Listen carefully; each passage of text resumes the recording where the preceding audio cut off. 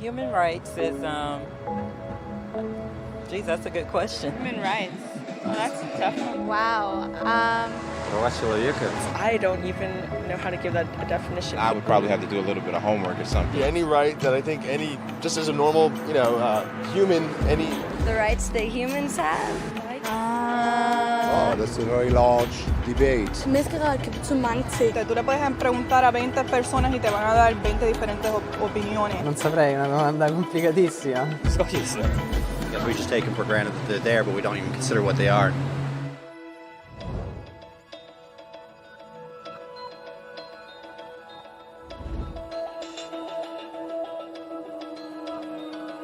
Human rights are the rights you have simply because you're human. It's how you instinctively expect and deserve to be treated as a person, like the right to live freely, to speak your mind, and to be treated as an equal. There are many kinds of rights. Most apply to a certain group. But human rights are the only ones that apply to absolutely everyone, everywhere.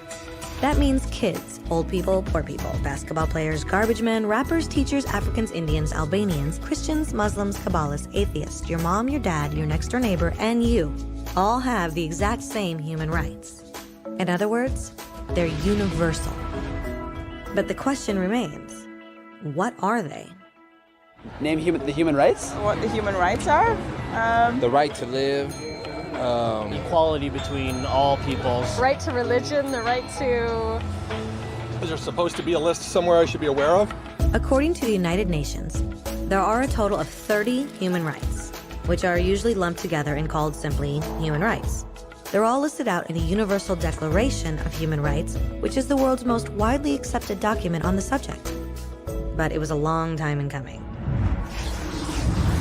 At first, there were no human rights. If you were in with the right crowd, you were safe. If you weren't, well, you weren't. But then a guy named Cyrus the Great decided to change all that. After conquering Babylon, he did something completely revolutionary. He announced that all slaves were free to go. He also said people had the freedom to choose their religion, no matter what crowd they were a part of. They documented his words on a clay tablet known as the Cyrus Cylinder.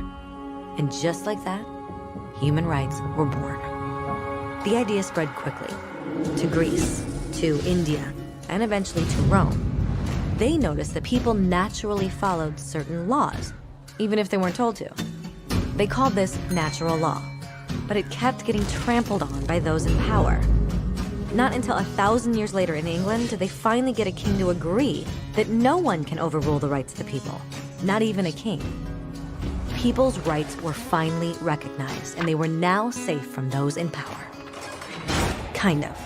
It still took a bunch of British rebels declaring their independence before the king got the point that all men are created equal. Which isn't to say he liked the idea, but he couldn't stop them, and America was born.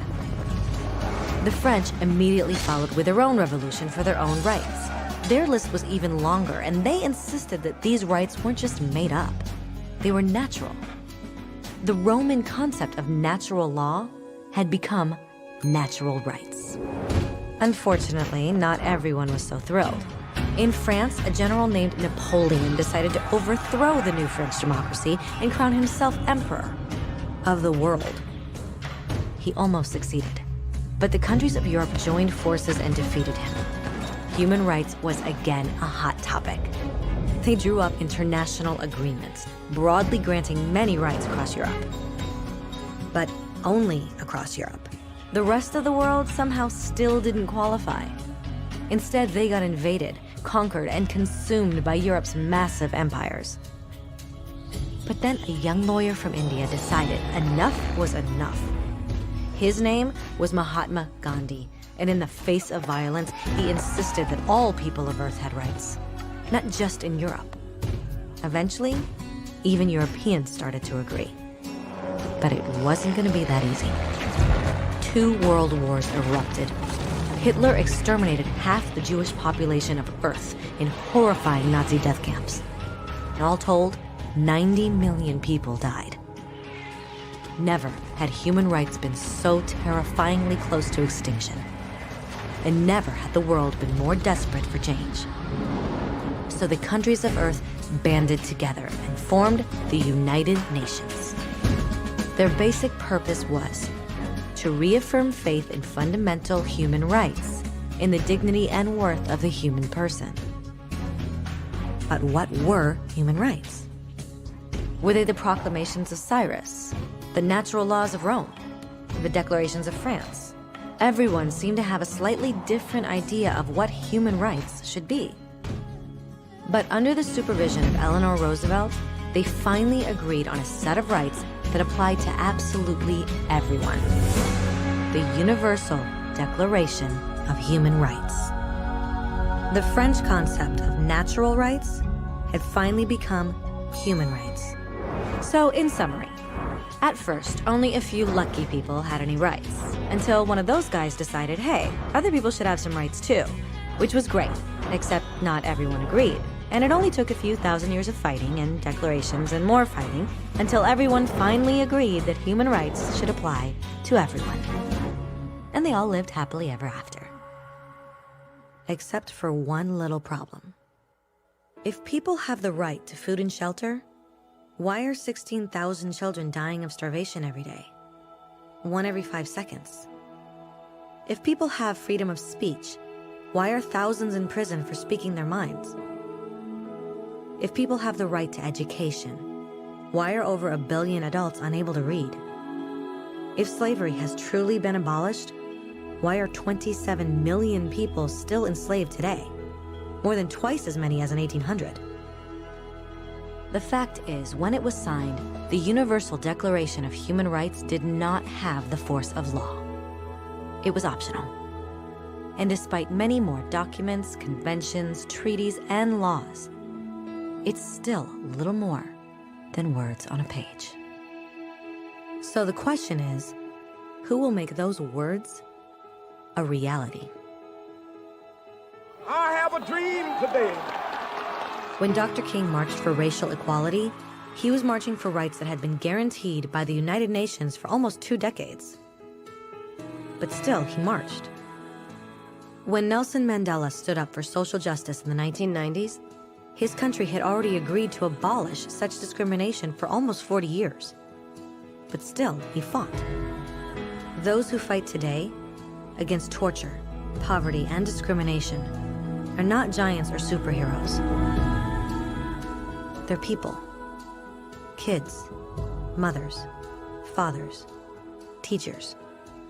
Free-thinking individuals who refuse to be silent. Who realize that human rights are not a history lesson. They're not words on a page. They're not speeches or commercials or PR campaigns. They are the choices we make every day as human beings.